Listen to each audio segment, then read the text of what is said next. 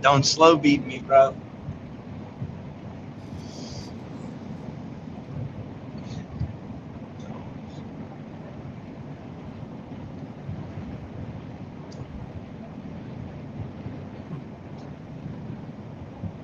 First time Clem's not already sitting in here. He's probably arguing with the people. All right. Well, looks like we are live. What's up? What's up, everybody? We have our live correspondents. They're traveling somewhere in the wilderness of whatever, Nebraska or something like that. The plains So- of Nebraska or Kansas, something like that. Yeah. Hey, what if I called out to you and give you I don't know, some kind of a thing that stands out on the road, like a waypoint? What's the waypoint where you at? There's Okay, you don't have to. That pause explained everything. Got it. Yeah, there's a big field. We're right next to the big field. Oh, I know where that's at. Yeah. The plains. Can you turn the volume down on whatever you got? Sorry. We got active commenters ready to go for trash talking, and the volume was playing. Hi, everybody. So we are here with our episode with Lewis and a couple of comrades there, Tad and Hayden, driving from the class that they took in Wyoming. So we're going to obviously let them kind of do the download on what went on, what they got out of it, what they saw, what's up. So first of all, I guess we already heard what class it was, but our viewers may not know what class it was. So if you guys can give like a quick, infomercial as far as what that class is, why you guys decided to take it, and where it was. I'm pretty sure you're not going to do the whole, classical after action report. This is the gear that I took it with. This is the holster, this is the belt, and this is the underwear that I was wearing, and it made me about 6.4% more accurate. Wearing my special thong this time. Right. Yeah, so I first took some training from Chuck Pressburg at the Green Line Night Op Summit about 2 years ago. He was teaching a CQB block under night vision, and it was a 4-hour block of training. And I could tell in those 4 hours, with some of the conversation around the subject material and the lens he was looking at, in the way that he taught what he was teaching, that he was a person who cared. Like, he cares about innocent life. And so I'd had it on my radar to take a class with him for a while. And you know how it goes with schedules and where you are in a country versus other people are and their schedules. Nothing really lined up. And then I think it was it you that brought this to my attention, that he was going to be hosted by the Smiths? Or yeah, I think so. Or it might have been Josh. To get back out to meet with Clint Smith. So yeah, but when we saw that, or maybe it was Josh and he said it to me. Yeah, is that right, Josh? Probably. Yeah. So either way, I knew Thad and I had been talking for a few years about getting back out to Thunder Ranch to see Clint, and I had a special gun that I had given to James Yeager, and when he passed, his family gave it back to me, that it was the gun that Josie Wales, or a replica of the Josie Wales gun. Walker 1847 or 67 or something like that. Anyway, I figured it would be something that Clint would appreciate. He's got kind of the museum collection of firearms, and it being James's. So I wanted to get that to him. And so when we saw that lately been seeing that Clint Smith is back into doing some classes, and we heard that they're going to be having regular classes that they're teaching in Wyoming. They're going to do one pistol and one rifle class a month, with the exception of over the winter. I And think October. Next week. yeah, and so that class that kind of been on my radar for a few years and wanting to get back out to Clint's for a while, and Thad wanting to see Clint. So we planned an extra 2 days to go hang out with Clint and Heidi Smith before the class started. And so that was a lot of fun. And then we were able to take Chuck's class the following 2 days. And I think this was Hayden's first time meeting Clint Smith. Nice. So this was at Clint's new place in Wyoming, right? Because some people may not know that he's no longer in Oregon and all that stuff. Right. Yeah, they sold Yeah. Thunder Ranch, I don't know, a year and a half ago. Yeah. So he's no longer a part of. So weird to say, right? Yeah. But he's not a part of Thunder Ranch and what their training school is currently. I'm not sure the name of what they're going to be doing in Wyoming. It's if anybody's trying to find it, I believe it's going to be under Clint Smith's signature series. Okay. And I know if you look up on Instagram, Clint Smith signatures, it's Clint Smith SSS, I think. And then you can find the website from there for Clint Smith's signature series, I believe. And So, as far as the Thunder Ranch, so that name is no longer, so to speak, belongs to Clint Smith. correct. Yeah. Yep. Like, weird, man. It's 40 years or something. It's weird, and I mean, I'm sure there's there's potentially politics behind the scenes on stuff like that we shouldn't speak I don't to. know. I but mean, he may still do some stuff with them or something. Yeah. I don't know. You know. But he's not going to be teaching. He does have a very nice property in Wyoming, but he's not going to be teaching on his property anymore. There's a local range that they'll go to for Very for nice classes. range that they're going to use. And I don't know. I'm assuming some of the people that watch this have tuned into Jaeger's live streams and some of that stuff. So in usual fashion, we went out and gave Clint a hand working on some stuff, as I've always been accustomed to do with them. So now you guys are like experienced bench rest builders. Yeah.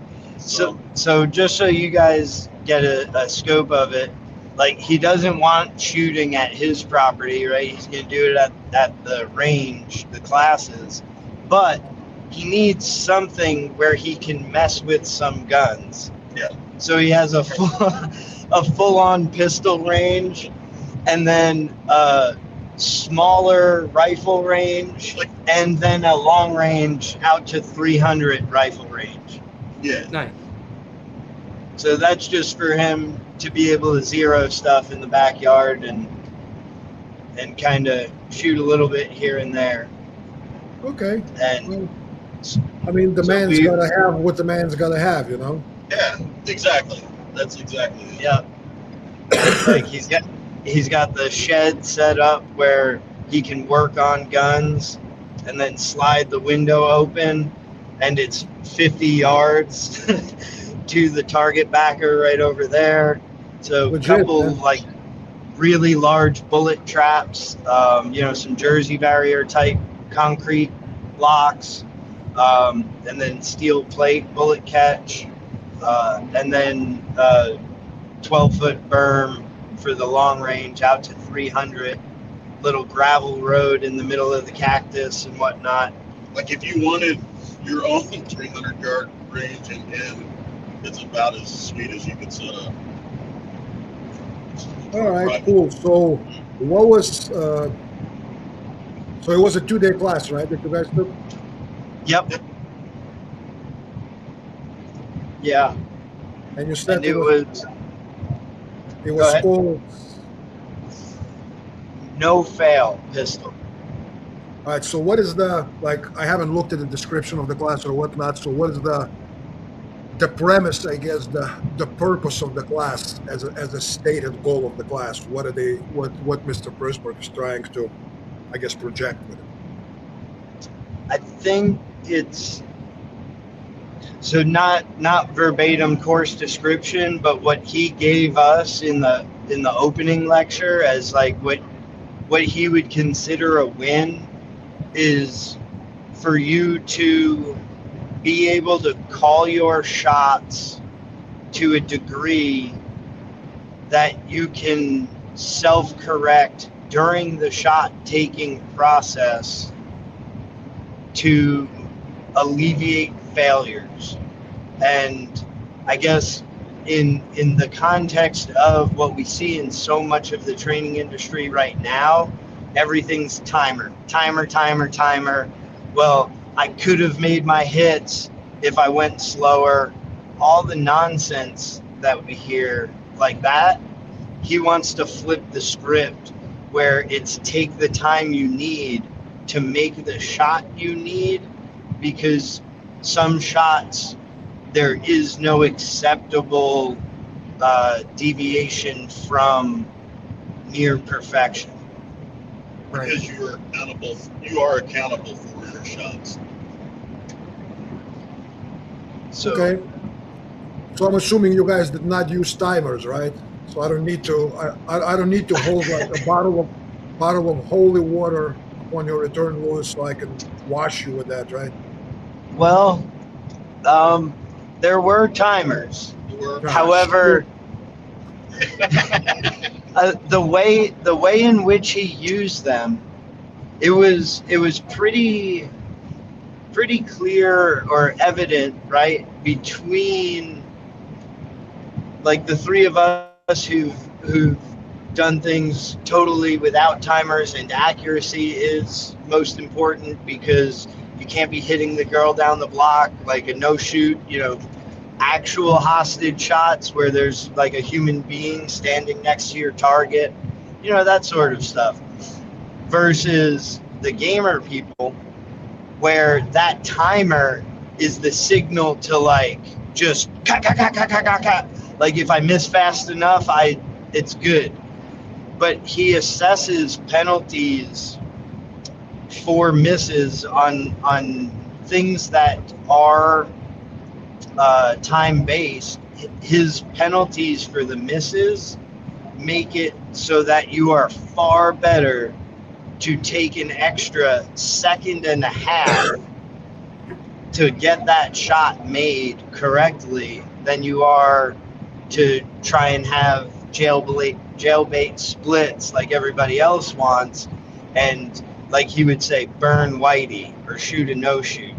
So it was fun the night before class being at Clint's house, and Chuck actually had a really cool take on competition shooters, where he's like, what did he say? Before every competition, they should have to go to an ATM, take out $300, like put it in their range bag, and if they shoot a no shoot, they have to give that $300 up, and also 90 days not go to another competition. And he was like, watch how much they would slow down. Yeah, to a charity. Yeah. You could just stand down range and they could just do it that way. Like, I don't disagree, Josh. All right, so let me ask you a question. Okay, with you Yeah. three, I get it. Who were the other participants in the class? Were there a lot of performance competition shooters in the class, or So there were 3 sheriff's deputies. Dude, one of them was straight up moving cover. Like, it'd take a lot to get through that dude. That dude was EMT. The big Oh, guy. he was the EMT. Yes, The other he was 2 were cops. 6'10", Yeah. 350. But then those Yeah. there were the other thing. Okay. Yeah. But man, like, if he took a nice wide stance, I could have probably ran full speed, like maybe a little bit of elevation change as I came through under. That was a big He was fucking big. boy. He was big. Like, we're shooting at the 15-yard line, and I'm pretty sure there were powder burns on his target once he reached out. Yeah. Yeah. All right. Like the guy you talk about that had to wear cowboy boots because they don't make tactical boots that size. Oh yeah, the big country here from Louisiana. Yeah, I hear. Yep. You. I get the reference. And then I don't know was there any competition shooters? There were dudes who definitely were more competition line with all the sideways magazines and stuff. Oh yeah. Okay. So there was a couple dudes down on the other end, a group of 3 friends who were younger. They had some fancy guns and probably more in line with competition shooting. For them, slowing down was like, kind of a revelation. They were like, "Oh my God, thank you so much for this. I can get bullets where I want them if I take a little bit more time." And the pistol dash form guy. Yep. A pistol form. And I'm assuming that's why he was there. And then is it Joe and Sean. Joe and Sean, some guys that were friends of Clint's from, they were old friends, and Clint used to live next to one of them in Oregon, and his good friend lives near where Clint is now, so they were kind of all getting together. So those 2 guys. So a little bit of variety. There's not many people with like the straight up competition rigs, but you could tell that most of the training that like the good shooters had was on the competition side. Got it. So you 3 basically were a little bit of a black sheep there. Little bit, not completely, but a little bit. Yeah, especially with the second, having a Glock with big dots on the left side of my belt, and then the M&P on the other side with no outside the waistband magazines was kind of a point of interest for a few people. A point of interest. Well, actually, and when you wield both. Yeah. On a transition. I did a little bit of practice, Sonny, with so we were doing target transitions, wide transition. So probably about 15 yards, I think it was, and 15 and 25. Yeah, about 15 and 25 over that way. Oh, we might have lost them. No, you didn't move it. We just maximized you. Yep. Okay. So we had a target that was kind of in front of us, maybe a little bit off to the side, and then another one about 45 degrees, but an extra 10 yards. And so going back and forth, I did one run. It was one of the timed events.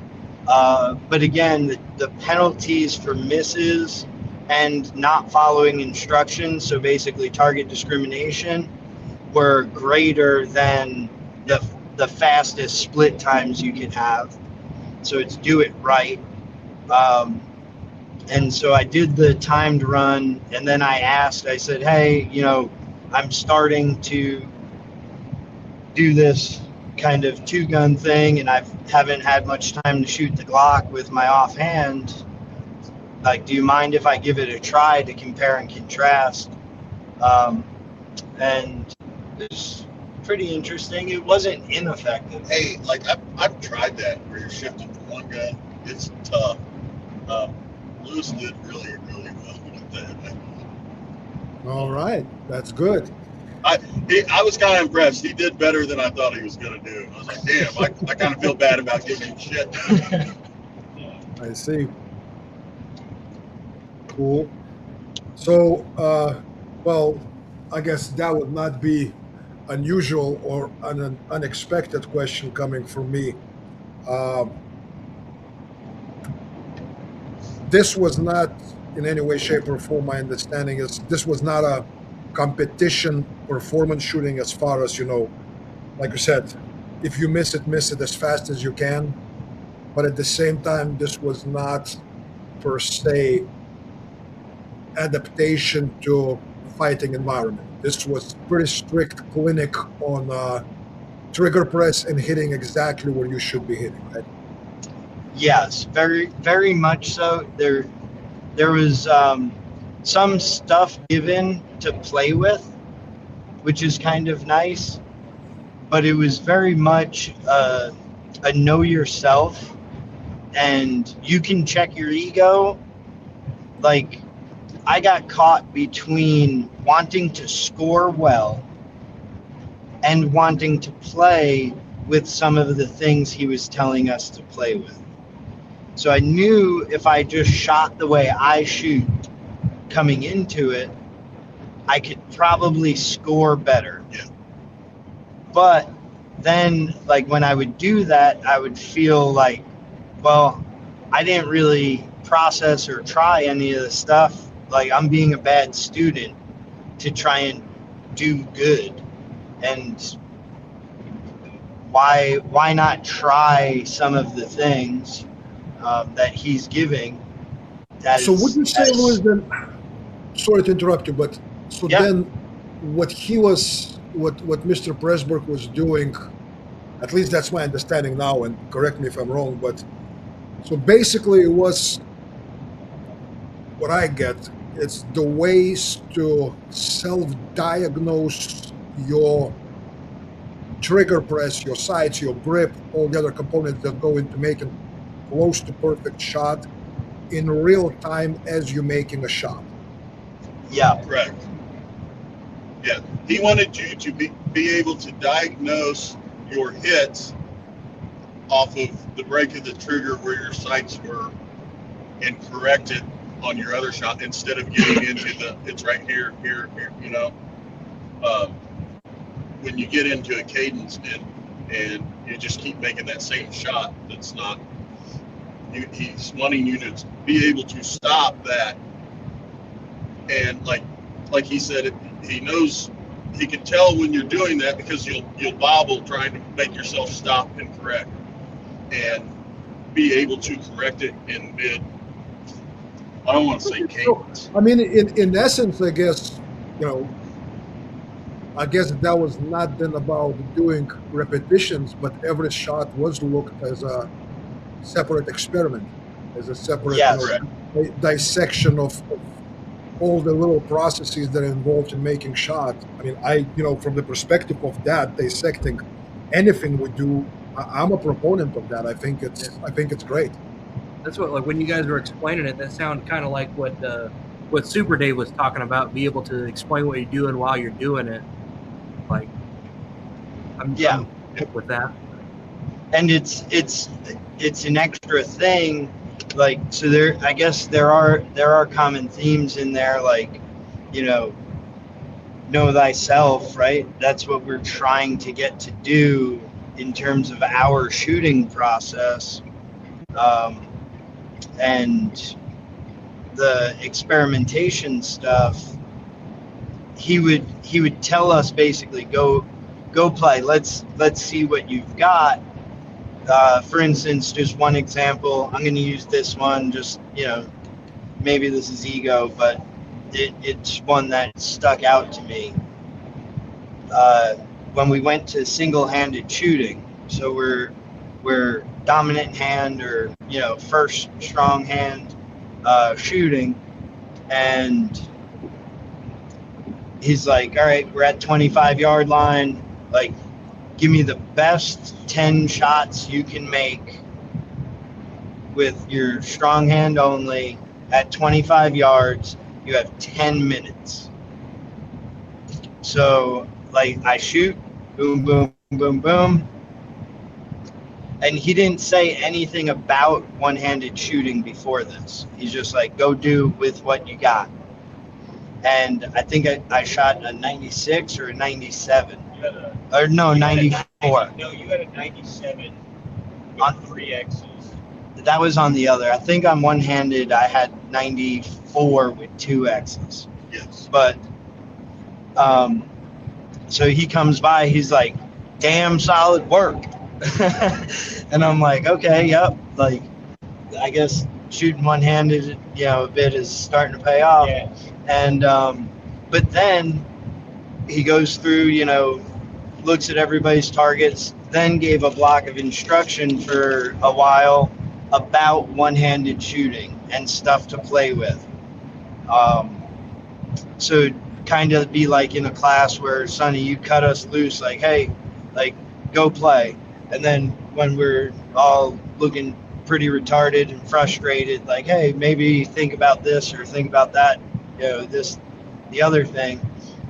So he gave us some pointers or things that we could mess with.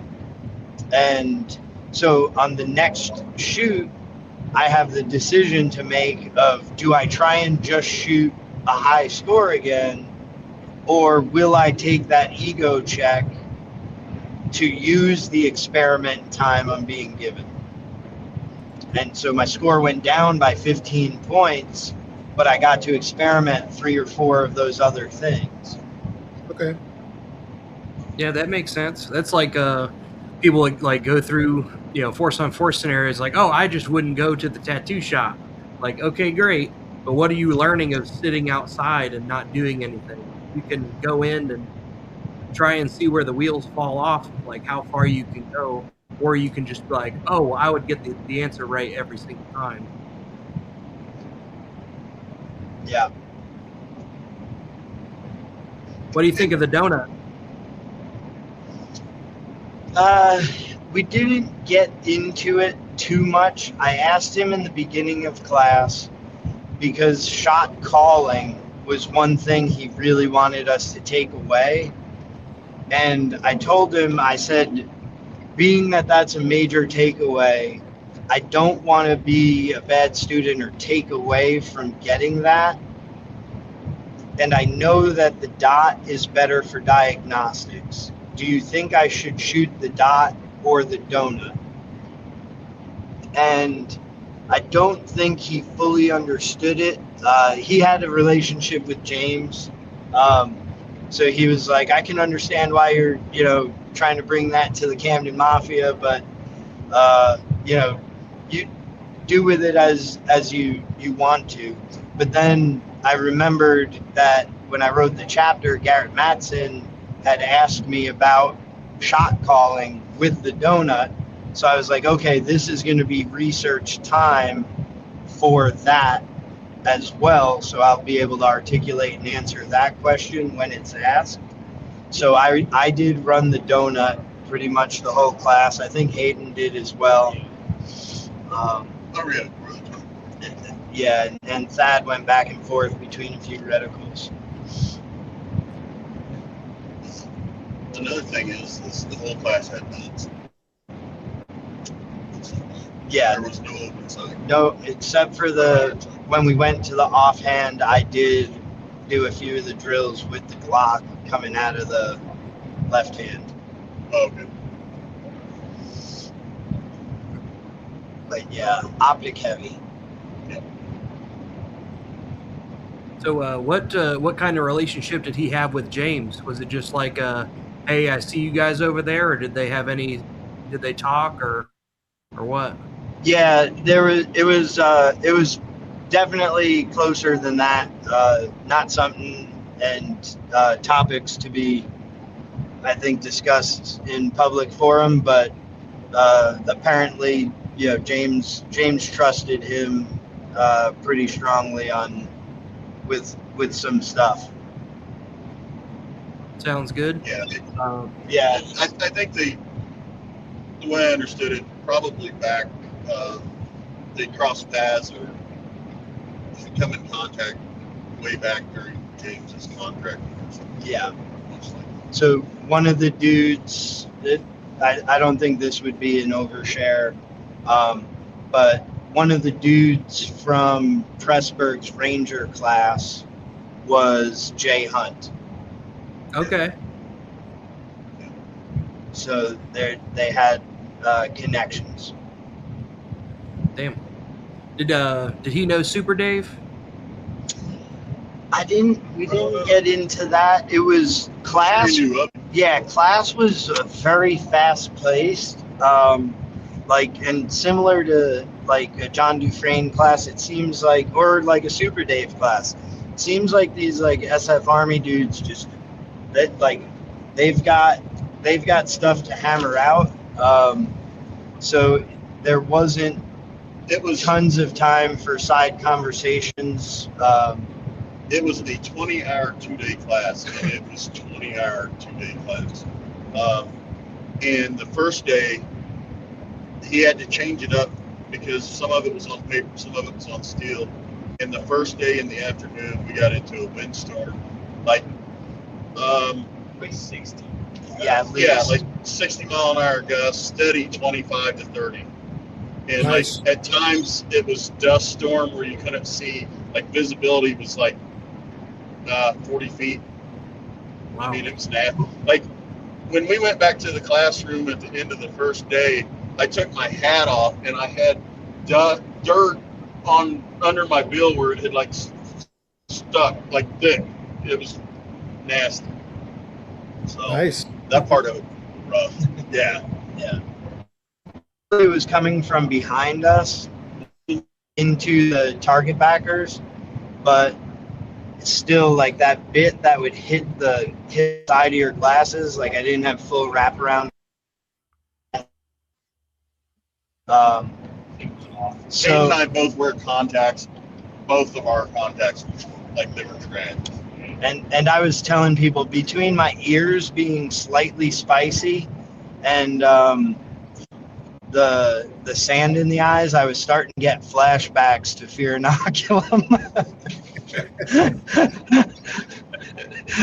I was like, no, don't get spicy again. Damn. What is it? Wyoming has wind, rocks, and car washes. Yeah, Is what Clint said. So he's like, there's rocks, wind, car washes everywhere. Is Clint anywhere close to where Chris Costa is, or is that a different part of Wyoming? I don't know where Chris is. I can't remember where Chris is at. He is. I know is he on like the Salmon River or something? No, that's Idaho. Salmon River is Hackathorn. I'm not sure. I don't remember. Anyway, I just looked at the landscape and I'm like, it looks a little bit similar. So it does look similar. Yeah, mountains and dude, and we met some cool Wyoming people. Like we met one of Heidi and Clint's friends is an 8th generation person on that ranch land, on that property. And wow. her grandma is 90 years old, Dorothy. And I'm like, you need a YouTube channel? Yes. We're at dinner. These people invite the entire class to their house after day 1 of class for dinner. They prepared a meal for us. Excellent. Yeah, and there's Grandma Dorothy sitting on the couch at the folding table. When we come dinner. in, she's up cooking the food out, drinking a Michelob Ultra. Yep. And you would think maybe she is like 70-ish, and like she's been around so long. She's very sharp. Wednesday mornings line dancing. Tuesday night is her Taekwondo night. So she takes Taekwondo. And she was telling us that she went horseback riding on that place with one of her grandsons the other day. And she said, how far did we go? And it was 41 or 2 miles. So, like, wow. Yeah, she's a ball of fire. Until Lewis made a comment about choked her to death. And I thought, oh, no. It's going to be bad. We're not going to be invited back. Yeah. But like she was around there before there were any roads. Interesting. Yeah, those people, man, that live in the wilderness and work on the ranches, they somehow have much better quality of life that kind of brings them to the higher quality of death when it's their time to go. It's funny how it works, you know? Well, I think a lot of it with them, like they have no quit in them, and they stay active and they work. Yep. And, you know, they're there like in the middle of nowhere. They have to get it done. So, Yep. you know, that's the thing that you want in people anyway. That's pretty cool. All right, so Yeah. I guess back to the class. Yeah. You said you guys did do single-handed shooting, right? I'm assuming. I know Lewis mentioned that you went with the offhand when you worked the double. Is there any focus at all on switching to the left or offhand, whatever you want to call it, and working from there, or it's not like a topic of the class or even addressed in it? So, one point, yes, he showed two ways of getting the gun in from one hand to the other. So he did have a teaching block built around that. The first way he showed us, which was the way that he had always done it, was very similar to the way you do it. With the only exception is, you know how I want to say but your method keeps the muzzle in line and the wrist kind of breaks out from it. The arm stays in line and the muzzle is taken offline, which he says brings it in line with this hand better. Okay. So there's a little bit of, keeping it on target versus keeping it off target, or getting it off target, is the only differentiating fact in the difference of how he shows the transitions versus how you would. So very similar in that regard.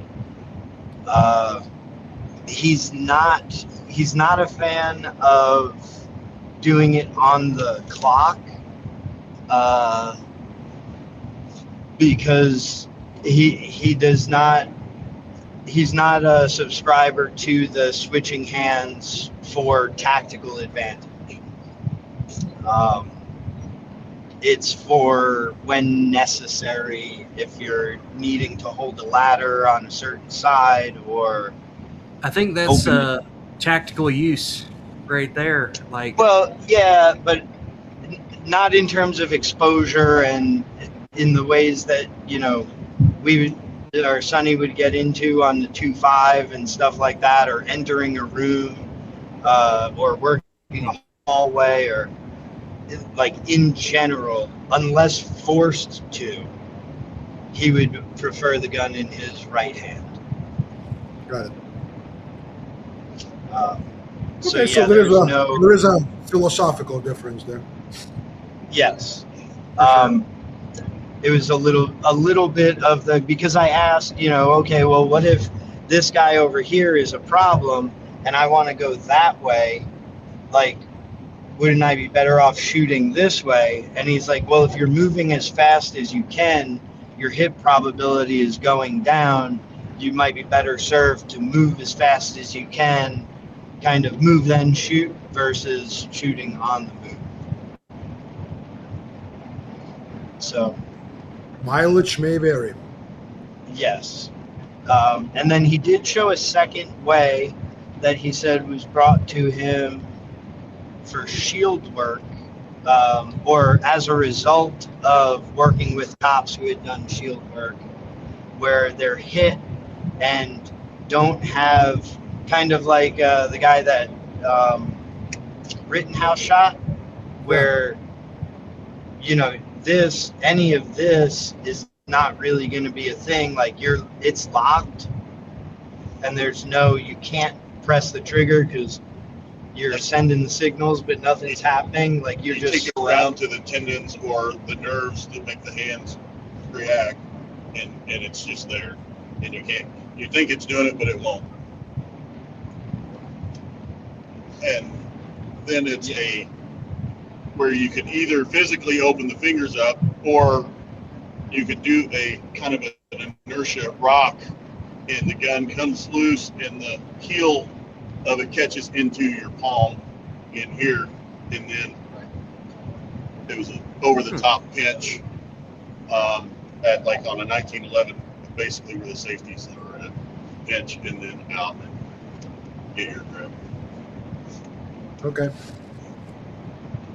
So that would be, if your hand doesn't open, I think, you know, there's a chance you're tossing your gun on the floor at that point, but then I guess it's pick it up with your other hand. But yeah, he did display those two ways as how he would like to see people get the gun. He talked about the hot potato not being a viable option, or the just kind of patty caking it not being viable, because he wanted that strong grip from the rear, you know, and pushing out through it to be part of the re-grip with the second hand. Got it. What he didn't take into account, obviously, is that tossing it is way cooler. Well, he said if you did. He Go kind of ahead. did. Yeah. Go ahead, Hayden. He was. He did say that the one, like, he said like the one scenario that he would find it a viable option would be either someone has grabbed you from the side, from your right side, and you're jammed up and you can't move. That being able to toss and catch would be one of the things that you would consider.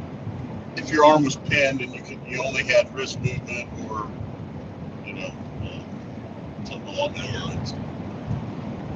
But then it's just down to what you have to get it, you know.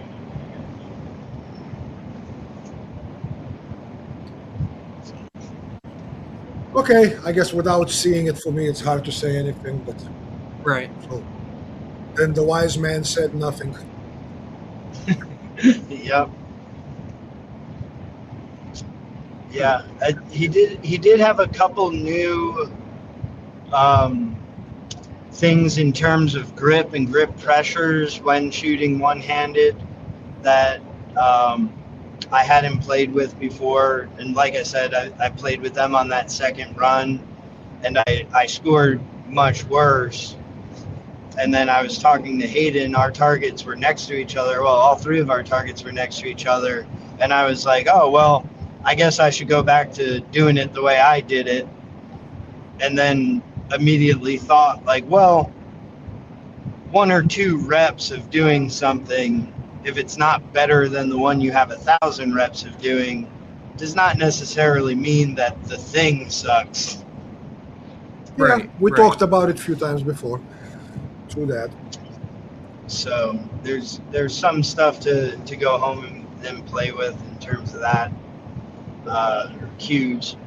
Another thing that Lewis and I talked about. Say it with your chest. The microphone's all the way up there. Another thing that Lewis and I talked about, which it could just be a learning thing and getting used to it, but I'm pretty sure, we both kind of like figured out that like really focusing on calling your shot, even with the donut, I think we were both chasing our dot instead of being more target focused.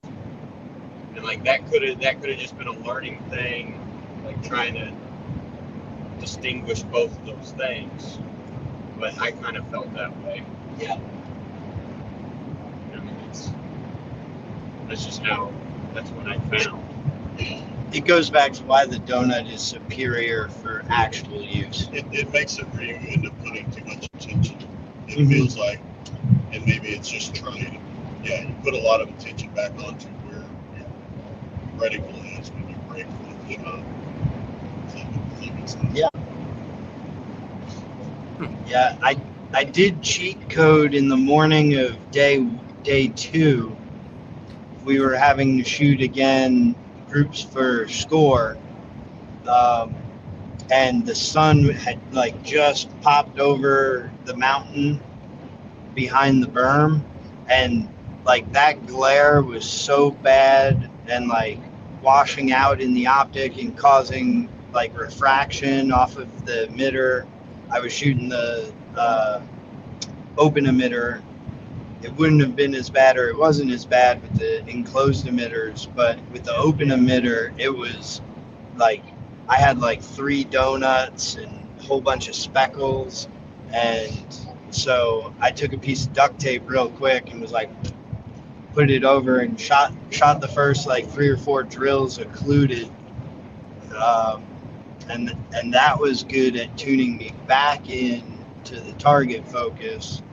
But yeah, the trying to do the diagnostics definitely draws a reticle focus that you don't necessarily want when you're actually shooting. I think I talked about that in the block at Fear Inoculum when I was telling people like wash it out with some occluded. So yeah, I fell into the trap. I did, yeah. We were doing I think it was right hand. It might have been strong hand or weak. But like I like told myself before, I was like, I don't know why the fuck. Like let me just focus on like right at that X, and like, as you're supposed to do.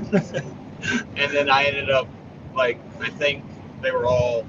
Was it 20 or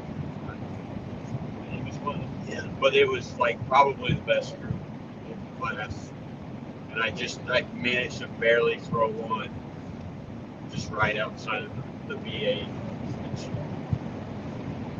I was like, I don't know why the fuck I haven't been doing that the whole time, but Yeah, just look where you want the bullets to go. yeah. It's crazy. So was Clint shooting the class, or was he just hosting? They were hosting. So Heidi was out at the range. For anyone who knows Heidi, she's like mid takeover of that range. She's Nice. like, yeah, we're gonna get gravel out here. Yeah. She's like, yeah, we're gonna put a Connex box and store our range gear here. Heidi is a ball of fire. It's just 200 Yeah. miles an hour all the time. So she was definitely kind of managing that relationship between the hosting and kind of trying to get stuff set up the way that they're going to want it for their classes so that they don't have to cart everything in and whatnot. So it's like a home range, but not on their home, is Right. kind of what she was trying to set up and work towards. And her and Clint and Heidi's neighbor, Joe, were outstanding in like while the wind is ripping targets off and blowing them up the berm and pulling stands, like they were running around and grabbing concrete blocks and more cinder, more sandbags, and like setting all that stuff up so that like Chuck could continue to teach and talk to us as a group without having 20 people run scattered. Where's their find a big rock? Is this rock big enough? All that bullshit. Make sure you had everything ready for you. Your targets were up. Of course, you had to tape, redo your targets, but they had a hell of a time. The wind was just ridiculous on that day. But yeah, keeping everything in and making sure it flows well. Yeah, so Rich wants to know what distance you were shooting at when you had to use the tape. So I'm guessing he's saying to use the tape, as in like outside of the replacement center. The shame tape. So they call that shame tape, I guess. If you shoot a lot of B8s with replacement centers, the replacement center is maybe a 9x9 sheet of square paper that has everything like the 7 ring and in.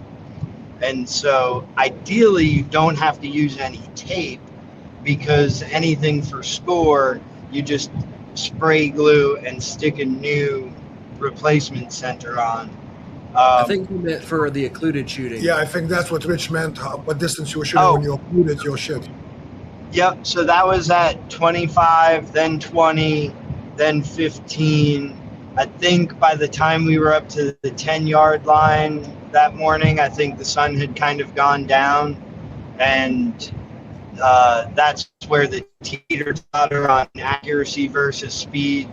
I was like, all right, I don't need this, so I'll take it off. So 25, 20, and 15, definitely. Everything was basically shot 10 to 25 yards, mostly at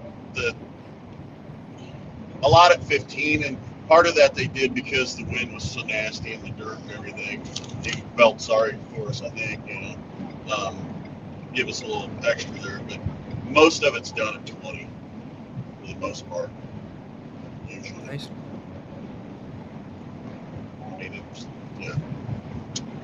Yeah, and we can't see comments on our side, so if there's any others. Rich was also talking about, what's up, Rich? Costa's out in Idaho, so he is on the Salmon River. He is on the Salmon River somewhere there. Got it. But it does look similar. Yeah, right. So I'm assuming there was not much, as far as the material and outline of the class, not much like integration of movement or anything else like that, right? It was strictly marksmanship skills. Yeah. It wasn't what I would term a fighting class. So it was.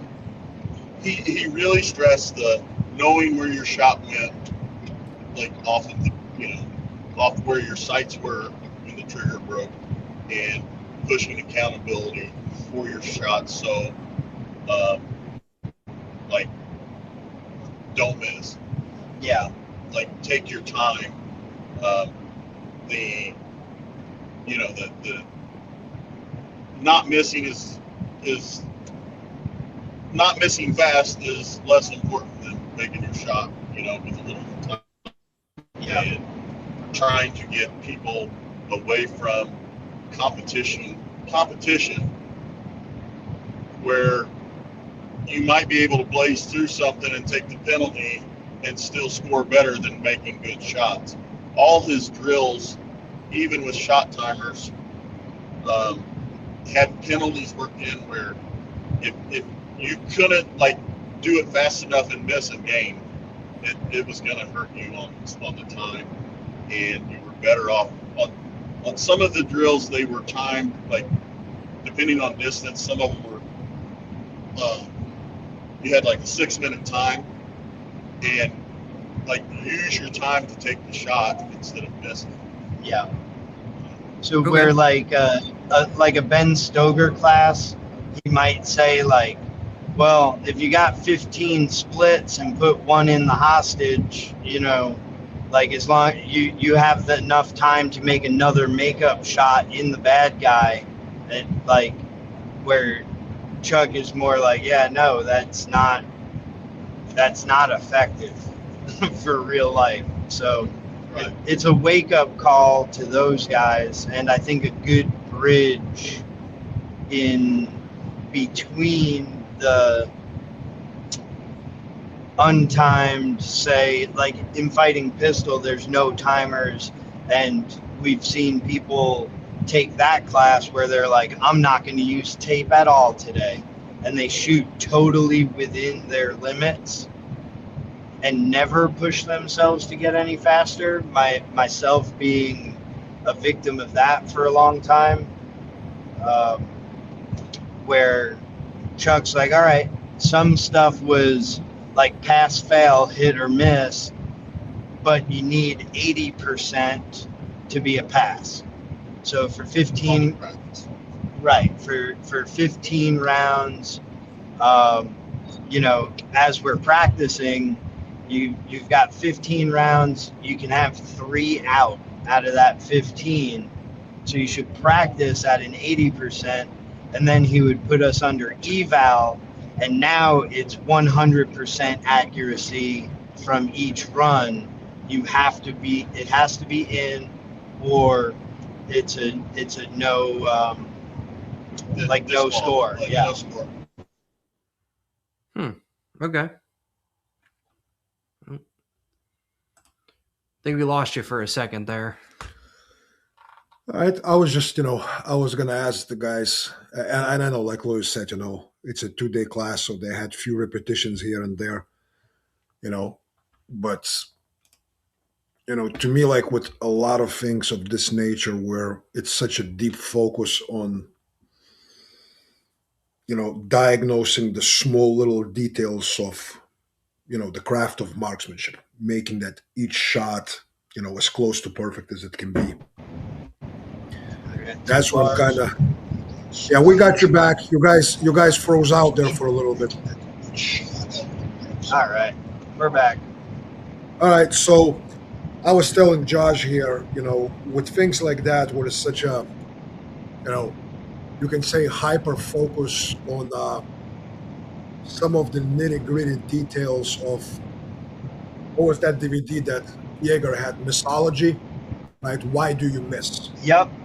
Why things go wrong, and so to me, if you take that narrow focus, that micro focus on marksmanship alone, working the trigger, putting your shit where it needs to be, then to me, naturally, the question is, all right, is this and to what degree applicable in the, application scenarios or cases where a lot of things are suboptimal. One of them would be you are moving, and it's not necessarily you're running. You know what I mean? You're leaning out or you're leaning in, or things like that happening, and you're not on the timer, but you are pressed for time. Right. Timer and being pressed for time is not the same. So this is where, and I told Josh, I said, 2 days of training with having few repetitions, you probably cannot, like honestly and in depth answer that question. But what would be your initial feeling as far as that material, of how it would apply and to what degree in the more, I hate that word, but in the more dynamic environment applications? So I think obviously I was kind of coming in with that lens, like where can these pieces, what nuggets, I know you hate the tools for toolbox, but in what ways can I apply this to what I want to be able to do? And so in that regard, I think I took away probably much different things than what, say, some of those more competition focused dudes took away from the class. So when we were shooting the one-handed, and it was all right, shoot the best 10 rounds of your life in this, like he said, imagine if Elon Musk came to this range right now and said, that Connex box is full of $100 bills. Whoever has the best score at the end of this 10 minutes gets to keep the Connex box full of $100 bills. So okay, we're not in the context of a fight right now. Let me shoot the best group I can. Then in some of those others where we were playing with things, I was playing with the amount I was bladed, and I think we talked about at Fear, where would this maybe be more effective than this in terms of angulation and stuff like that. And I was playing with weight transfer within a step, or so all right, if I'm left leg in the air shooting left-handed and the left leg is coming forward, at what point in this one step is there something to take away where is the float period better on the back side or is the float period better on the front side? So I'm picking all this stuff up in, is my shoulder relaxed enough right now? So I was able to play with all of that stuff and kind of mentally map that what I'm seeing with what I'm feeling on the trigger, and what kind of results do I get. Okay. I don't know if that immediately answers it, but it's a little bit of what you want to take from it in terms of knowing what shots you can make. So yeah, I wasn't actually moving much, but just in the weight transfer of, okay, it's on the front leg versus the back leg. What does that do to my sights? Having more load on the left leg versus the right leg.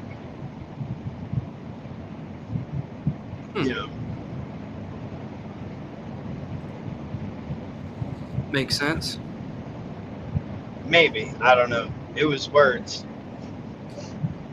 There's always some a lot of words, man. A lot of words. Yeah, to me, it's, I have not taken any of the truly focused on pure marksmanship classes in quite some time. So while listening to you guys kind of, sharing your experience, in my own fucked up head, the questions are popping out to where I go like, to what degree that shifting focus of perfect marksmanship versus good enough dynamics and movement, or good enough or near perfect movement, which one has more effect on what, and which one is the chicken, which one is the egg. Right. Well, that's kind of a thing, like, like a couple of people I know that are kind of the move then shoot type. There's like, oh, well, you should move better because your accuracy is going to degrade. But what if I could just move better so that my shooting's less fucked up, so I can move better and be able to shoot on the move, rather than being like, oh, well, my shooting's shitty because my running is probably shitty. Well, yeah, I mean, you look at a lot of competition guys, how they're moving from shooting position to shooting position. It's like, dude. Yeah. It feels fast, I'm sure. I'm sure it does, and I'm sure they expend quite a bit of energy. But looking I wouldn't say as a professional at the movement biomechanics and efficiency and elasticity and range and and all that, I go like, I see a lot of shortcomings that then need to be rebuilt while you become either at the tail end of your movement while you're trying to build up your structure for the shot, or so again, I'm measuring on that thing that anything that's on the other side, on the opposite side of the range is not a target. It's not. Right.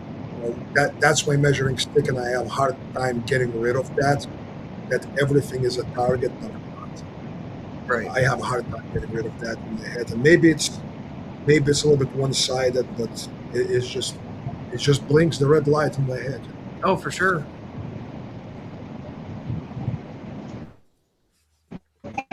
He did have a conversation about instead of focusing all 100% on precision, like talking about how in certain scenarios where wall, there's nobody around, it's him and someone else, like you're gonna start zipping it more instead of just getting shots on and sending it all to him instead of taking your time for that one mid shot. Yeah, and that was kind of like you're saying, Sonny, about some of that. He wasn't talking about movement necessarily, but which is more important. And obviously, it's dependent, it's situational dependent. Yeah, like he breaks stuff down into context of like crowded movie theater, versus, backside of a Walmart at 2 a.m. Like, these are totally different shots that need to be made. Even when it is just a dude pointing a gun directly at you. So yeah, there's some of that context that's different. And again, if you were treating the class as, I want to have the highest score on this, Yeah. and you build yourself this lockdown structure, like he talked about, using lat muscles to lock in elbow to rib cage and stuff like that, and kind of creating some vice type stuff for the pistol. He said, play with it. It may affect your ability to move thereafter, or move into another position, or this or that. You're going to have to unlock it. So he did touch on some of that stuff. Obviously not deeply into it, but he did touch on some of that stuff. And then it was kind of up to the student with what they wanted to experiment with. He said he gave some positives to canted, and some potential negatives, and then he gave some positives and potential negatives for up and down. So there was a good amount of experimentation space. He wasn't saying, do it this way to improve your score on this. Okay.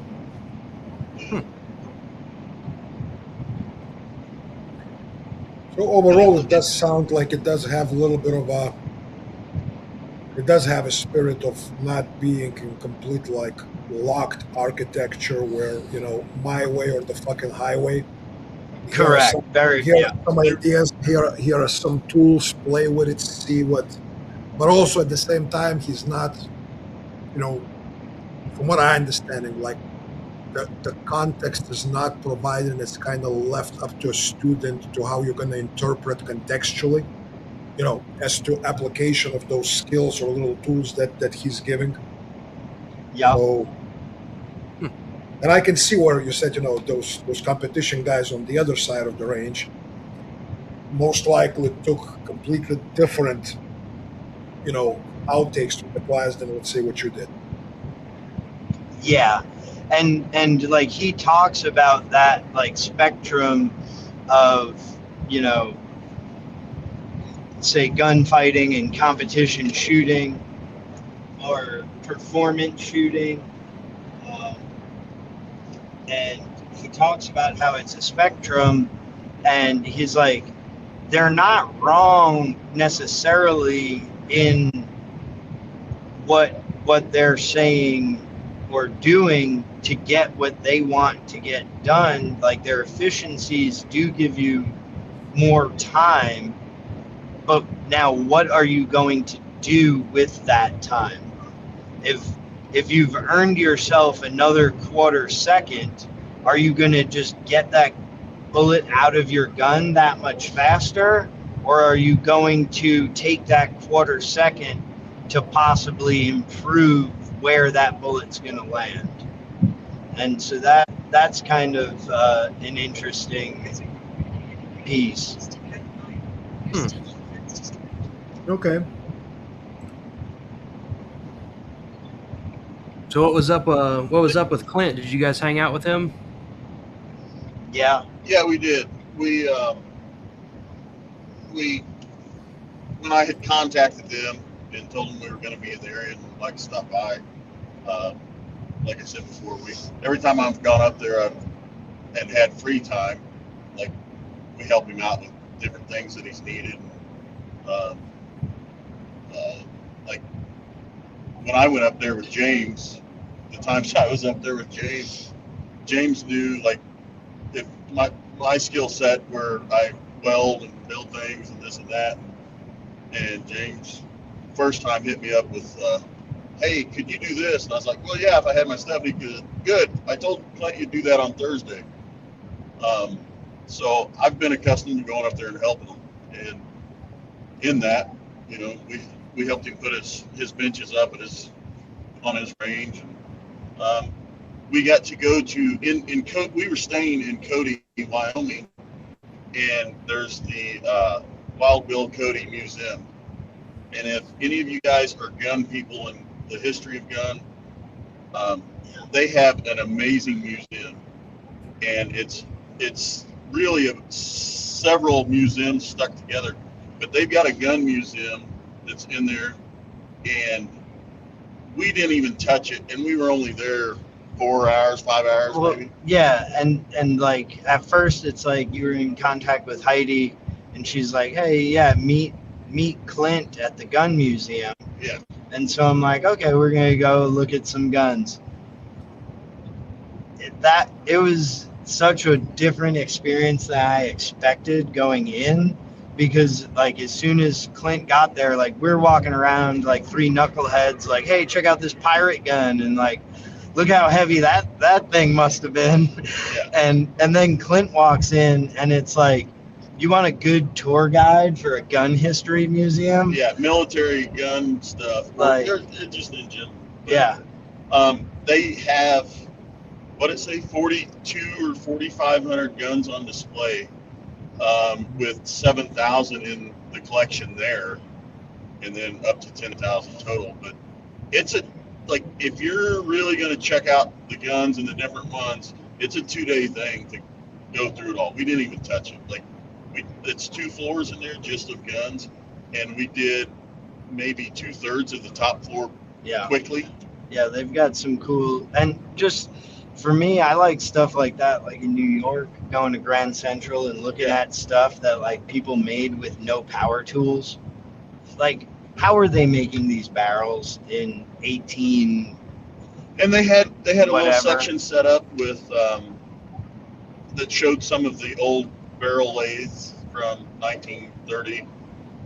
But they also had a section where they told a little bit about shooting and like pistol shooting, and they went through grip up to, pistol grip, the modern grip, and even like isosceles versus Weaver and stuff like that. So it wasn't just they put a lot of work into it.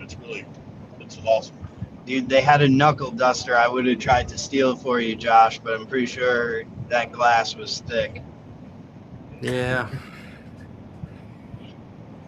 But That sounds they awesome. had work about any type of gun you could imagine in there. Yeah, everything from King Louis XIII's duck gun, which weighed like 46 pounds. 9 foot long. Yeah, like 9 foot long barrel, like just absolute beast of a gun, all the way up to a 3D printed Glock. Well, they had, it wasn't on. It wasn't on, but they had a 1919? Like a 50 cal that they had set up just so you could feel like what it was like to shoot one, with an air cylinder running, that would run. You could hit the buttons and it'd cycle through.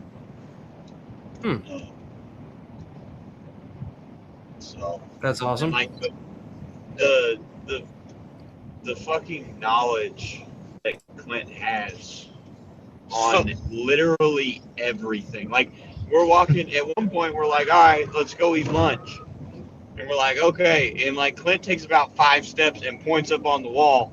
And then it's like the complete history and like what he knows, or like things he's gone through with that gun. And then like we walk it took like 4 different tries to leave, all down one hallway. Clint has a huge knowledge base on World War I to current on guns. And he came in and, we said our highs and all that. He's like, I'm just going to wander around. If there's something you want, ask me. And you would ask him a question about a gun, and like, you got a history on it. Hell yeah. It was pretty awesome. Yeah. And then a few Clintisms, like, oh yeah, we're looking at shotguns that have like duck bills to them. And he's like, yeah, well, that scatters the shot, in a more spread pattern wide, and it could be effective for this. Or like, imagine if you turned it sideways, you're coming out a door and down a hallway, how effective that would be, and blah blah blah. And I'm like, oh shit, like, why don't they have that anymore? And he's like, well, I don't mean to be ugly, but people are fucking retarded and they'd fuck it up. They'll shove a slug in it. Bam. Yeah. So you catch like a bunch of Clintisms along the way. And then just having lunch with the man is kind of fun because, like, the spot we went to, we didn't get great service from the wait staff. What was the name of it? The Irma, which is Wild Bill's, Cody's, like original hotel. Saloon, whatever, with the rooms and everything. And yeah, and like every waitress there seemed like they didn't want to work. They were angry for some reason. Yeah, there was something going on, and Clint's like, "Hey, who's gonna do it? One of you guys, or am I gonna do it?" Like, because they didn't come by and ask us anything after sitting us. It'd probably go better if one of you does it. And so I think one of his buddies, either Joe or Sean, was about to step up, and some older lady who was already kind of complaining about her service, like pointed at the waitress and was like, "Yeah, and I'm pretty sure these guys don't want to order anything either." Yeah. Like, it was like, thanks, ma'am. Yeah. And then once again, when we were helping on the range there, like you get all these throughout, like you can ask any question, but you get all these little pieces and things of information from him. How old is Clint now? Clint is 76 now, I believe. Sounds about right. I think that's what he's at. He and like he's getting around good right now.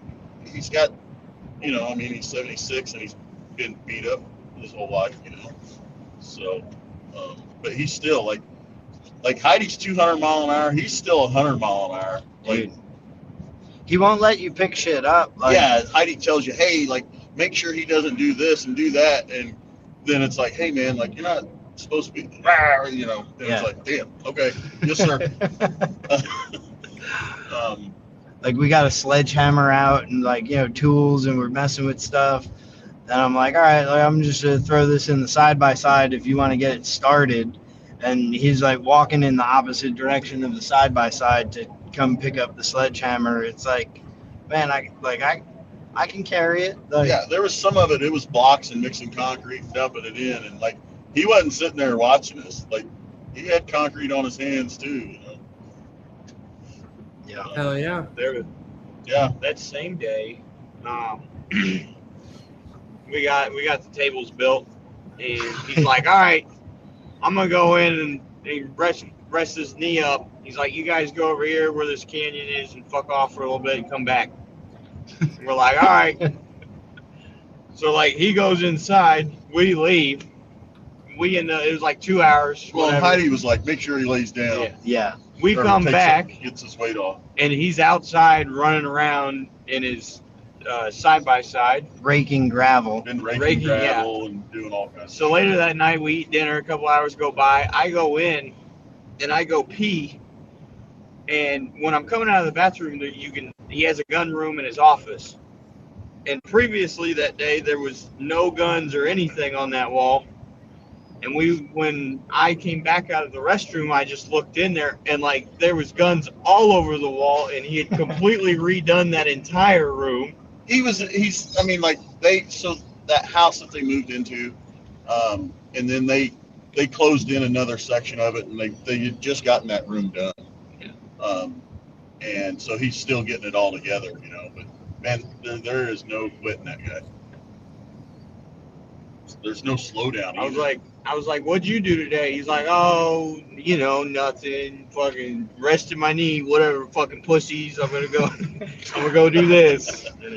He just doesn't stop. You guys are becoming like invisible in the darkness there. It's gonna take night vision to see you now. Is that better? No. Turn that backlight on. Maybe. It's starting to get dark. Yeah, we noticed. Yeah, guess so.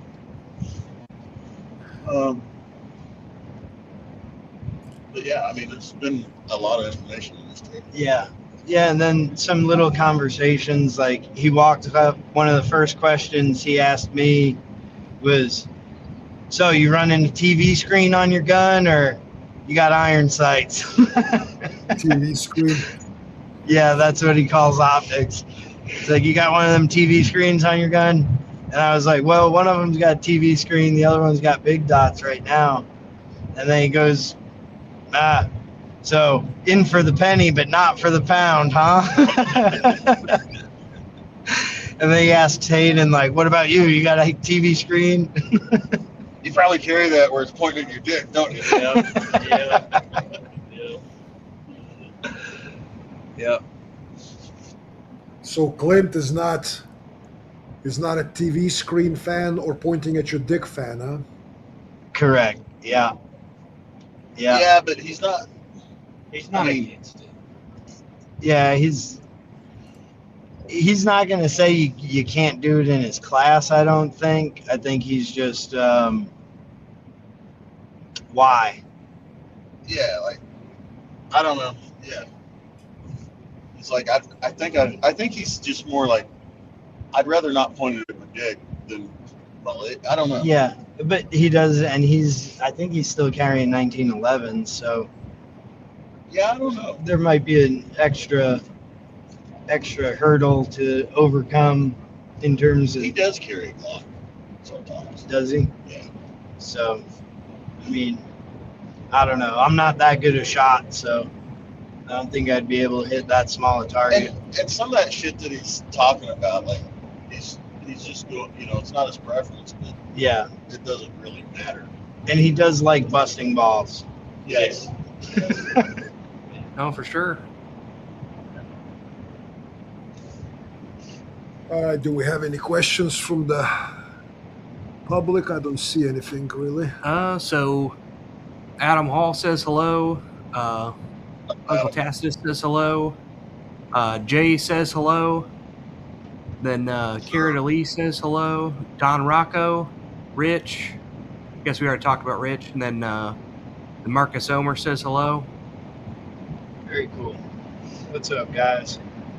Hell yeah.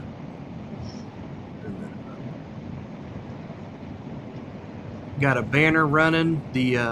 Got some classes coming up here. So you got Martial Fusion coming up.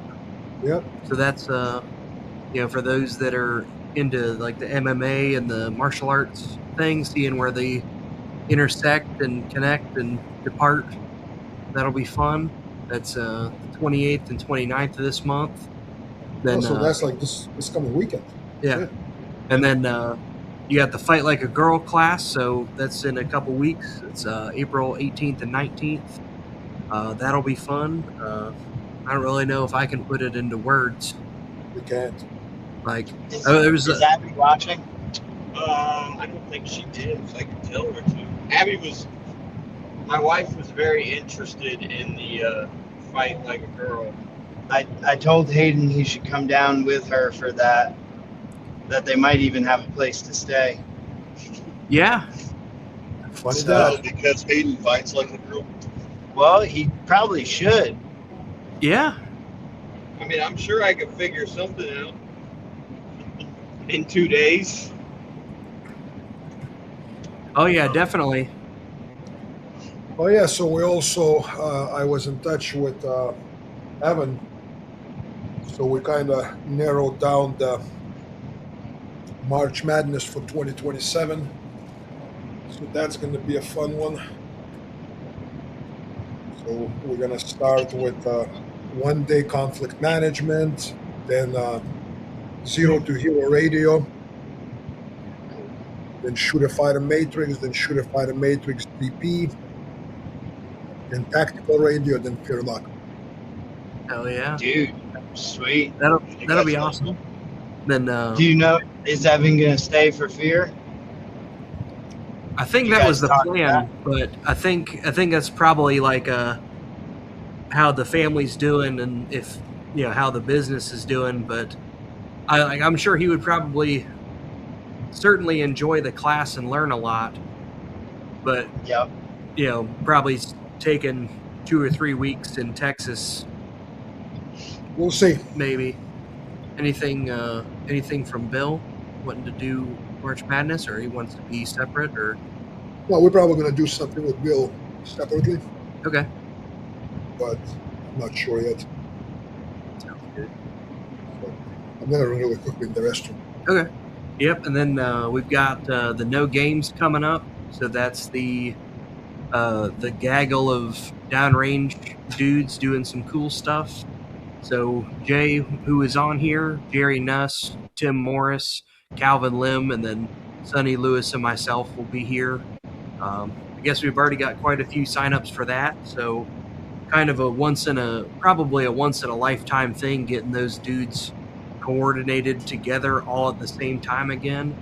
So that's kind of like a heads up as we close in on that. So you got like another month really to sign up, and going to be a good time. It's going to be 6 days of all of us. Yeah, that'll be a fun time. And what are the dates again on Fight Like a Girl, Josh? That's the like April 18th and 19th. 18th. Yeah, 18th and 19th. So the weekend before no games. Dude, that's such an awesome class. That's one. Fight Like a Girl. Yeah, that's one that I hope like becomes very popular, because it's one that I would want to take a bunch of times. So what is? So what's the? So with, you know, let's say fighting your drunk uncle, right? You don't necessarily want to hurt him, but you need to overpower him. Like mano y mano, Yeah. like there's more gradation of violence that can be used, and you can approach, like Sonny's thing with using violence is you need to make the other person either unwilling or unable to continue to So be it's a hands-on. a threat, right?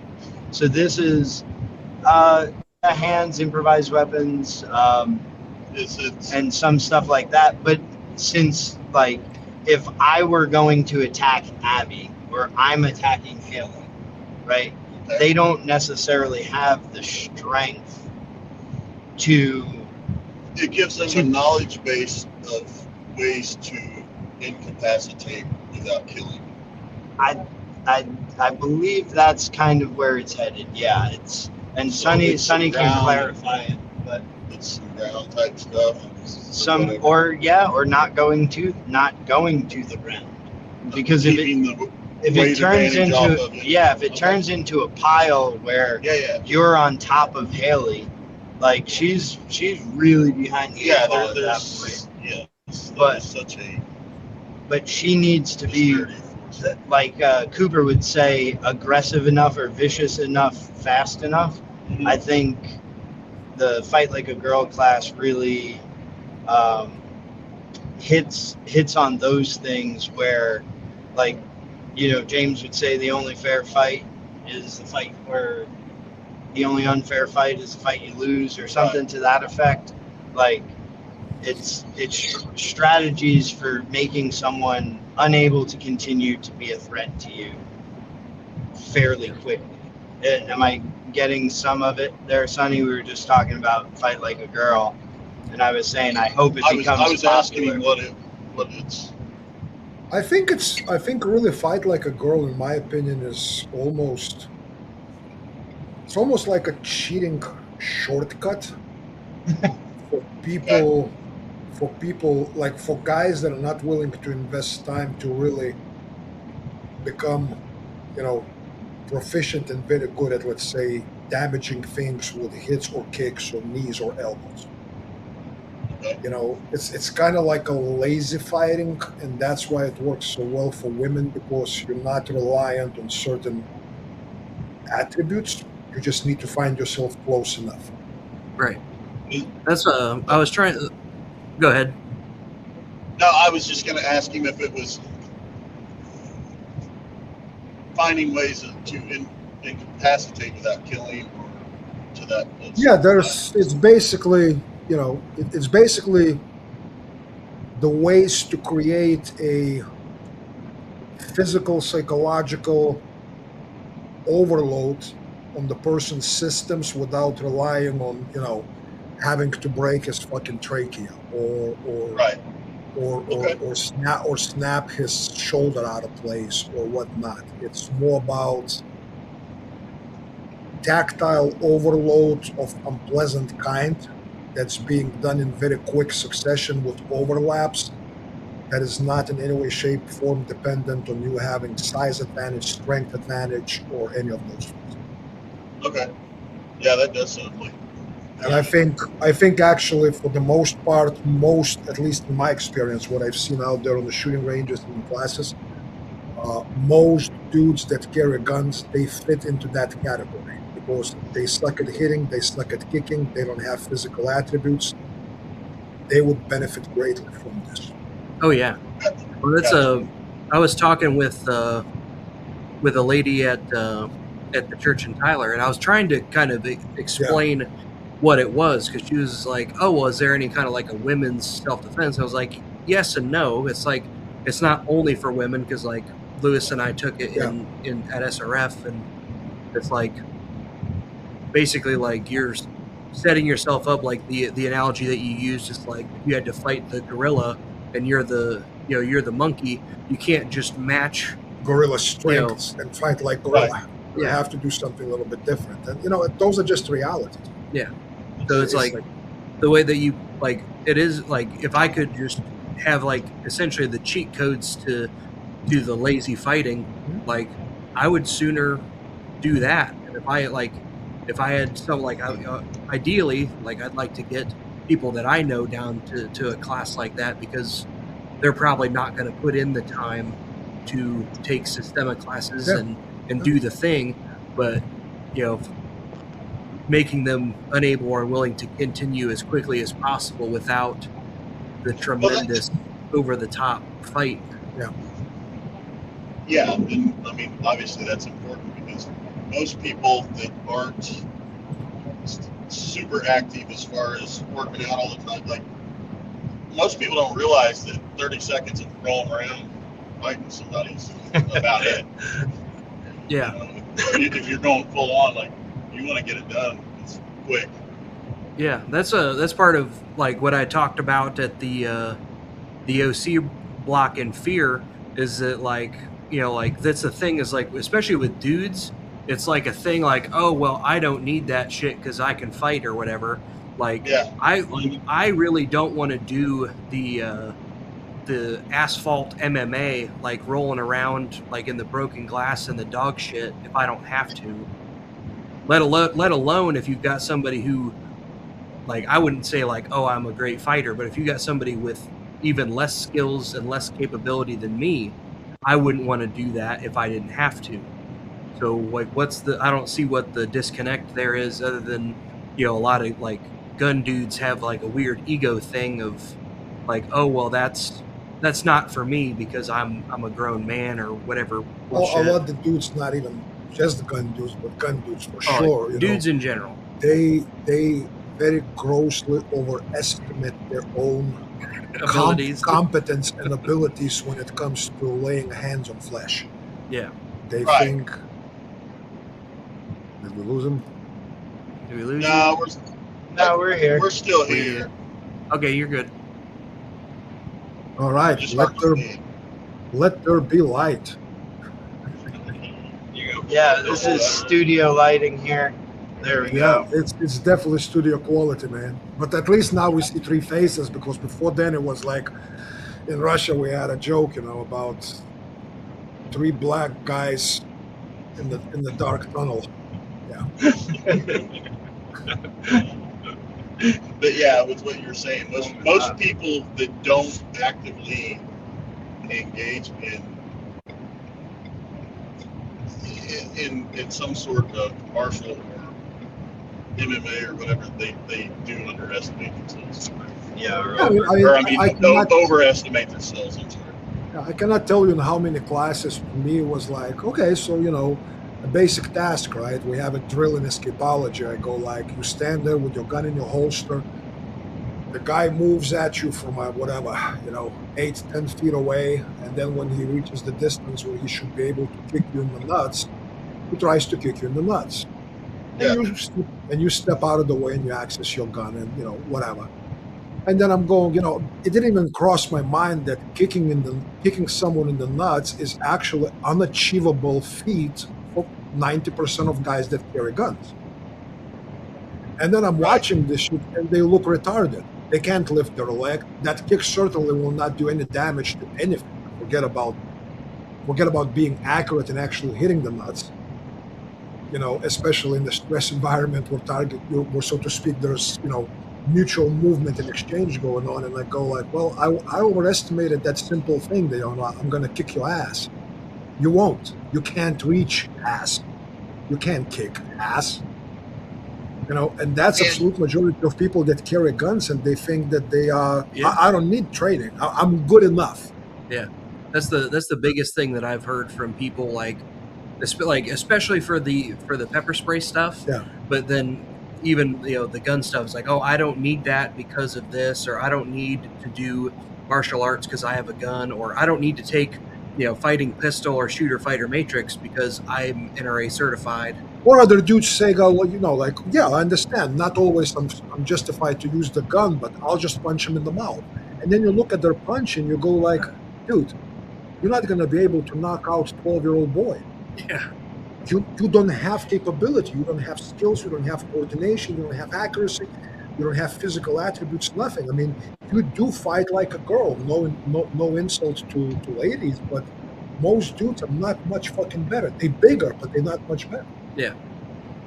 Yep, that's the same that I've heard from so many people about things like that. And Thad said it is like it's the tendency, like especially not trained people, especially in like the martial arts space. But I've known a lot of people, like a lot of the like the grappling classes that I've taken, like especially when they mix the gun stuff.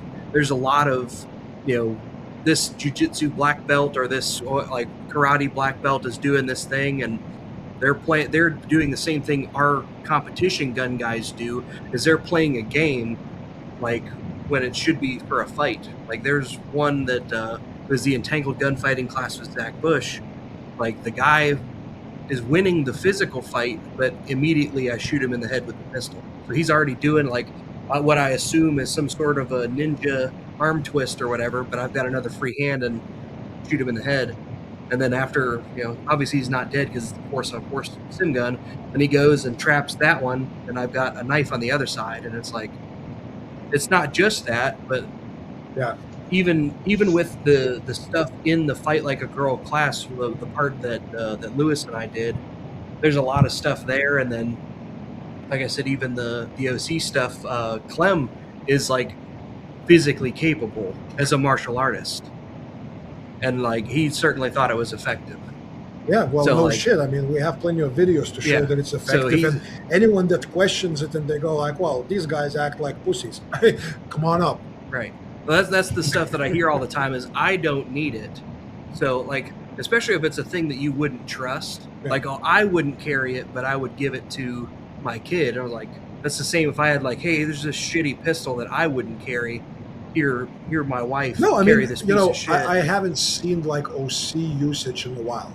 Because since I worked in protection business or whatnot. Yeah. So refresher watching it and all that, like yesterday when we talked at the church, when I said, I want to order some stuff for church people and all, it was pretty clear to me, like, in the church setting, equipping a couple guys there with the fucking foam and shit like that. I'm like, I would actually prefer people do that than try to go hands-on until we get close enough to do our stuff. Yeah. So to me, like, as far as people go like, well, that's for girls only, I go like, no.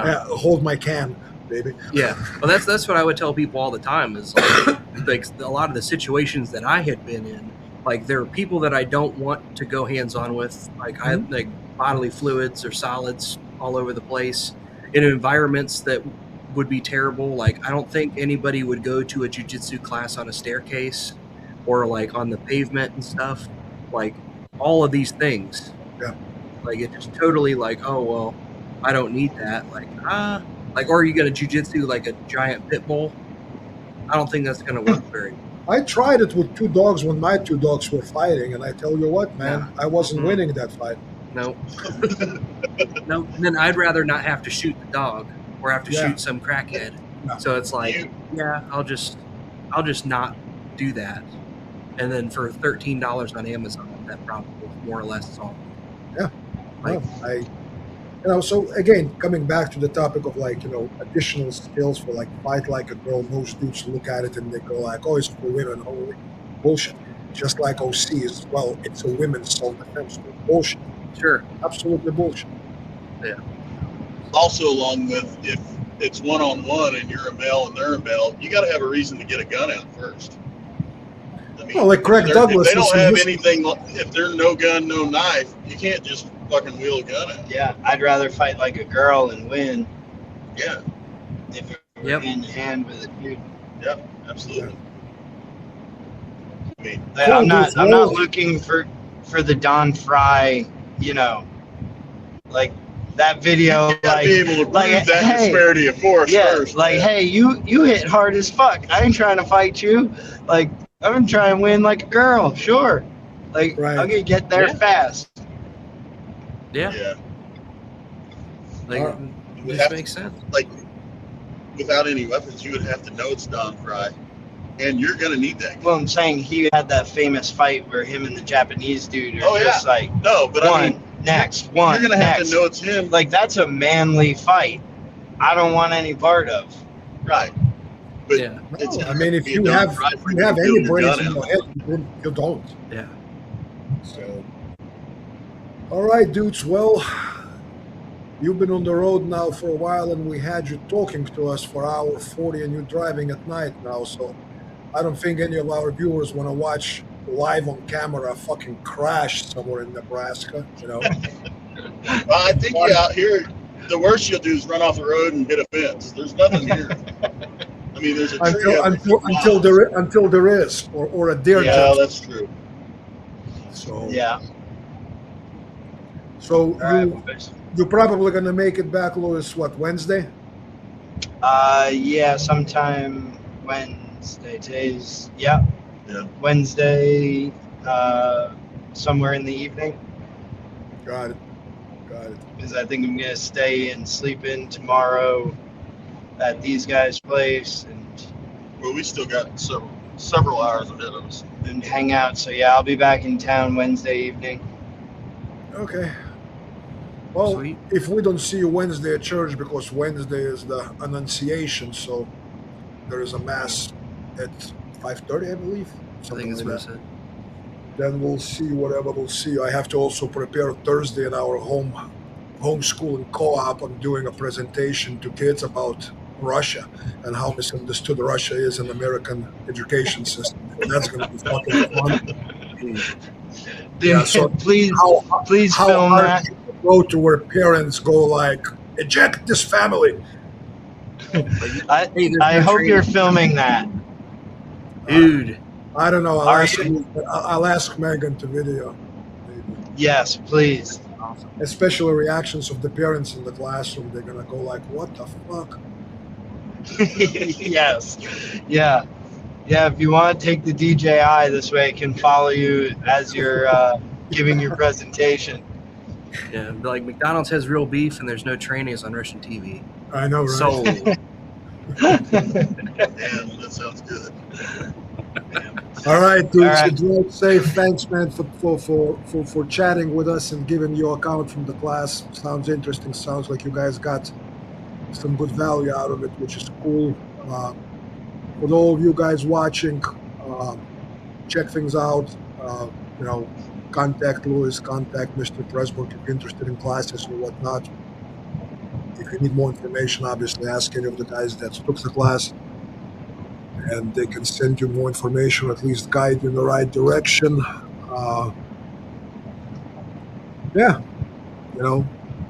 Put some comments if you have, again, questions, post it. And I have no idea what the hell we'll be talking about next Monday. Oh, we're going to be after the whole MMA mix class, so we're probably going to be all fucking beat up and looking like fucking Don Fry after that fight. Dog shit. Yeah. So we'll be talking in funny voices with jaws flopping all around. So that's probably going to be our next Monday episode. Yeah. And then looks like Evan's in the chat. Said enjoyed his time with us. And then thanking us for being good friends and you being a good host. I went to the Blade show in Fort Worth Friday, and yeah, man. After about 2 hours walking, I was so tired because it's like, oh, look, another one of 20,000 blades, just in different color, and 2/3 of an inch wider or longer, or $600 more expensive, or whatever, you know. And oh, look, there's another one, you know. Oh, this one is on sale. It's green. Yeah, it's the 2011 knives. Yeah, it's, man, after a while, I was like, all right, man, this is. So I spoke to a couple of guys, talked to Bestinelli, to a couple other dudes that I've known for years, and that's about it. Then me and Evan chatted for a few minutes there, and I'm like, I don't understand how people can walk that place for 2 days and be excited. Oh, look, there's another knife. Guys are walking around with the cameras doing their little podcast shit. Hey, check this out. Check this knife. It is blue, as a matter of fact. Yeah. Lewis and I watched one from SHOT Show, and it's like the top 14 guns, in my opinion, or whatever, and they're all 2011s. Yeah. With huge comps and all this gay shit. It's the same gun. I know. Just by 14 different companies. I know, man. As I saw, couple of things that were interesting in a sense, design-wise, but 95% of the things presented are really lifestyle knives that look different, are a status symbol or a status from the sense of, how much attention went into details, that every nut and bolt is made, in-house from titanium, and it's done this way or that way. Right. And you kind of go, I mean, cool story, bro. I like it, and I appreciate the amount of effort and labor that goes into it. But at the end of the day, you kind of look at it and you go like, I have a secret for you. I really have breaking fucking news. It's a fucking knife. Yeah, but did they have any black knives, like, so that this way it doesn't reflect any light and you can be really ninja-like? Dude, if I would have heard someone say that, thankful I didn't talk to any of those kind of guys, or maybe they knew my opinion already, so nobody tried to sell me any of that shit. But if I heard that, I would just probably stepped outside and went to some gay coffee shop and just drank coffee for the next 3 hours until it was time to pick up Ari and Megan from the zoo. Well, I just would have went to the zoo to watch fucking giraffes. It was more exciting, probably. Have you seen I forget what it's called, but it's a dude. Like I think it started as a skit, hopefully, but it's a dude that like walks into like the gas station and he's like, "Yeah, can I see the knife?" And he holds it and he's like, "Yeah, can I snap it?" Then he goes like, and then like, yeah. You gotta start doing that to those guys. Oh, there was actually just a moment. So I walk around, and in this one corner, there's this stable that they sell in the, what do they call those? Balisong knives. And there is a collection of like 20 kids. Now, I would swear I saw 10 of them in the videos from Antifa Portland riots. They dress that way, the t-shirts say the same thing, and they're all sitting on the corner looking like homeless people, and they just balisonging with those balisongs there, you know what I mean? And I'm like, all right, cool, awesome. I feel comfortable here in your corner, but I'm gonna go over there where they sell Damascus blade fucking Bowie knives, So it was, yeah. Another proof for me why I'm no longer gonna go to SHOT shows or any of those events, because I'm like, it's depressing, man. Yeah.